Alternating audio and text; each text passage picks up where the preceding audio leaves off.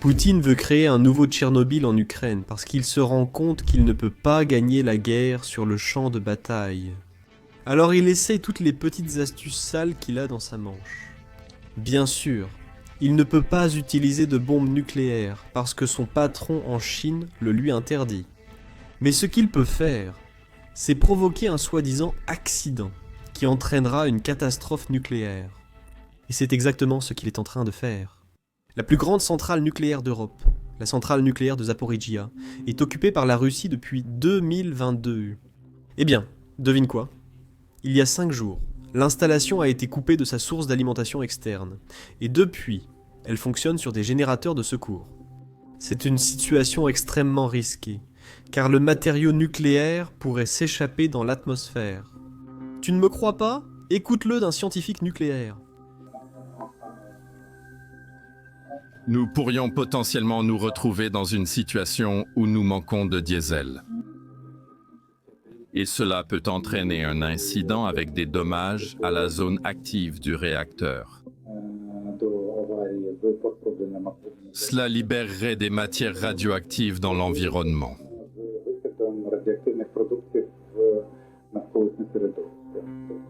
Cela aurait des conséquences pour l'Ukraine uniquement. Cela aurait sûrement des conséquences au-delà des frontières du pays. C'est quelque chose que nous devons éviter. Maintenant, d'abord, voyons exactement ce qui se passe, puis nous parlerons des raisons pour lesquelles la Russie fait cela. De nombreux experts avertissent que cela pourrait se transformer en une crise semblable à celle de Fukushima, qui s'est produite au Japon en 2011. Vous voyez ? En mars de cette année-là, le Japon a été frappé par l'un des plus puissants séismes de l'histoire humaine. 9,0 sur l'échelle de Richter. Cela a causé un tsunami massif. Les vagues qui ont frappé le Japon ont atteint jusqu'à 14 mètres, soit 46 pieds. Les centrales nucléaires japonaises étaient préparées à cela, donc elles ont arrêté les réacteurs en toute sécurité. Mais même à ce stade, le système de refroidissement était très important, car le combustible nucléaire devait être maintenu au frais. Ils utilisaient des générateurs de secours pour ce système de refroidissement. Mais le tsunami a inondé la pièce et arrêté le refroidissement. Cela a entraîné une fuite de matières radioactives dans l'air et l'océan. En conséquence, 150 000 personnes ont été évacuées autour du réacteur. L'accident est devenu la pire catastrophe nucléaire depuis Tchernobyl, et à ce jour, certaines parties des régions restent interdites à cause de ce qui s'est passé. À cause de cette situation, le monde a été forcé de repenser une fois de plus la sécurité nucléaire. Heureusement, grâce à la crise de Fukushima, les régulateurs européens ont soumis la centrale nucléaire de Zaporizhia à des tests de résistance et ont constaté qu'elle pouvait supporter une perte d'alimentation électrique externe pendant 72 heures, soit 3 jours entiers. Mais la perte de courant actuelle dure déjà depuis 5 jours. Et nous ne savons pas combien de temps Poutine prendra avant que le courant ne soit rétabli. Le président Zelensky avait déjà averti lorsque la panne a commencé. À ce moment-là, il était encore à New York, au sommet de l'Organisation des Nations Unies, prononçant son discours, et il a donné cet avertissement. L'année dernière, à cette assemblée, j'ai averti le monde du risque de catastrophe radiologique, surtout à cause de l'occupation par la Russie de notre centrale nucléaire de Zaporijhia, la plus grande d'Europe. Mais rien n'a changé, rien. Et hier, la centrale a de nouveau été plongée dans le noir et la Russie n'a pas cessé de bombarder. Maintenant, comme vous le savez peut-être déjà, les centrales nucléaires ne sont pas conçues pour fonctionner en zone de guerre. Mais heureusement, depuis Tchernobyl, nous prenons la sécurité nucléaire très au sérieux. Cela signifie que la structure où le combustible nucléaire est stocké est vraiment solide. Solide au point de pouvoir résister à une frappe de missile. C'est très probable parce que nous avons testé en lançant un train contre la structure Copox et beaucoup d'autres choses, et elle est assez solide pour survivre à tout cela. Mais la seule chose à laquelle elle ne peut pas résister, c'est la perte du système de refroidissement.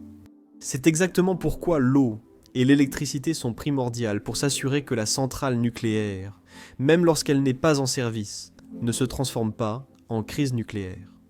Et je sais que certaines personnes vont prendre cet argument et en faire une version extrême, où ils soutiendraient que cela n'a rien à voir avec Poutine utilisant une bombe nucléaire. Je ne suis pas expert en bombes, mais clairement pas une putain de bombe. Expert, mais j'en ai parlé à un. Il a dit Je l'ai dit, je ne suis pas expert en explosifs, mais on a déjà vu une histoire similaire au Japon. 150 000 personnes ont dû être évacuées. Évidemment, nous ne voulons pas cela en Europe, et je suis certain que Poutine non plus à la frontière russe.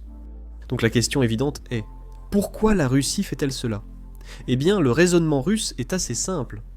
Ils veulent prendre le contrôle de la centrale, et cela signifie qu'ils doivent la connecter au réseau russe, au lieu du réseau ukrainien. Vous voyez, la centrale nucléaire de Zaporizhia était connectée au réseau électrique ukrainien tout ce temps. Ensuite, les Russes ont bombardé la connexion électrique après avoir pris la centrale. Et au cours des derniers mois, ils l'ont complètement déconnectée du réseau ukrainien. Poutine souhaite désormais installer une ligne électrique à travers l'Ukraine, occupée pour relier la centrale nucléaire au réseau russe. Et espérons-le, redémarrer la centrale. La Russie semble aller de l'avant avec son plan de redémarrage de la centrale nucléaire de Zaporizhia, qu'elle a saisie à l'Ukraine en 2022. Selon des rapports, la Russie construit près de 80 km de nouvelles lignes électriques reliant la ville portuaire occupée de Badiansk à Mariupol et finalement à la centrale de Zaporizhia dans le sud-est de l'Ukraine. Des experts affirment qu'il s'agit d'une démarche calculée pour remettre la centrale en service et la placer sous le contrôle total de la Russie. Les 6 réacteurs du site ont été progressivement arrêtés après des mois de combats intenses et les inquiétudes concernant la sécurité de l'installation demeurent élevées.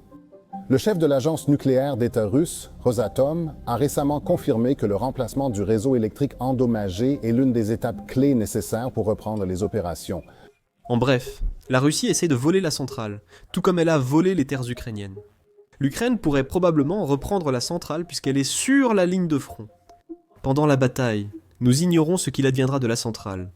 Et il y a de fortes chances que si les Russes semblent sur le point de perdre la centrale, ils la détruiront tout simplement, pour causer des problèmes en Ukraine, et ensuite essayer de faire porter la responsabilité de cette crise aux Ukrainiens.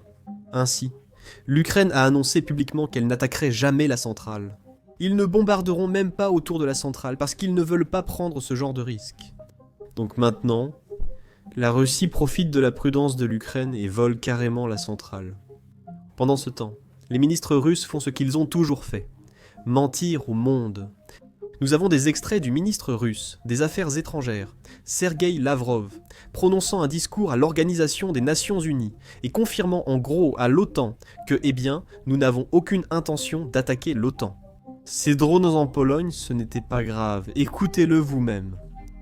De plus, les menaces de recours à la force contre la Russie sont de plus en plus fréquentes. La Russie est accusée de presque planifier une attaque contre l'Alliance de l'Atlantique Nord et les pays de l'Union européenne. Le président Poutine a à plusieurs reprises démenti ces provocations. La Russie n'a jamais eu et n'a pas de telles intentions. Cependant, toute agression contre mon pays recevra une réponse décisive. Maintenant, je veux vous montrer quelque chose qui s'est passé en 2022. En fait, cela s'est produit le 10 février 2022, 14 jours, avant que Poutine n'annonce son opération militaire spéciale et que les chars russes n'entrent en Ukraine. Si vous vous souvenez, le monde était déjà inquiet à propos de l'invasion russe bien avant qu'elle ne commence. C'est parce que la Russie avait massé des centaines de milliers de soldats et tout un tas d'équipements militaires juste à la frontière ukrainienne. L'excuse de la Russie était que ce n'était qu'un exercice militaire. Les troupes russes et les troupes biélorusses sont simplement en train de s'entraîner. Ils n'ont aucune intention d'envahir un autre pays. En fait, c'est quelque chose que Sergueï Lavrov lui-même a déclaré publiquement lors d'une conférence de presse 14 jours avant le début réel de l'invasion. Écoutez-le vous-même. Donc, vous avez dit... Vous avez mentionné des exercices en Biélorussie, et Madame la ministre Liz Truss a dit que l'essentiel est d'éviter la guerre en Ukraine. Et c'est pour cela que je suis ici. C'est pour cela que je suis ici. Je peux le voir. Je prévois le dénouement de ce drame que l'Occident joue, tentant d'en faire une tragédie alors que cela ressemble à une comédie. Peu après, les pays occidentaux apprendront la fin des exercices russo-biélorusses et le retour des troupes russes en Russie. Le territoire russe. Et alors il y aura une levée de boucliers. L'Occident fera grand bruit pour prouver avoir obtenu une désescalade de la Russie. Tout le monde le sait parfaitement. Et il a été déclaré qu'après la fin des exercices, les troupes russes retournent toujours sur leur territoire. Les troupes russes retournent toujours sur leur territoire. Le même ministre des Affaires étrangères affirme désormais à l'Organisation des Nations Unies que la panique est infondée. La Russie n'a aucune intention d'envahir un quelconque pays. Les avions de chasse, les drones en Estonie, en Pologne et en Roumanie ne sont que de fausses informations. Sergueï Lavrov a aussi affirmé publiquement que la Russie n'avait pas envahi l'Ukraine. Ce sont les Ukrainiens qui ont lancé cette guerre contre les Russes. Écoutez-le. Et à propos de quoi?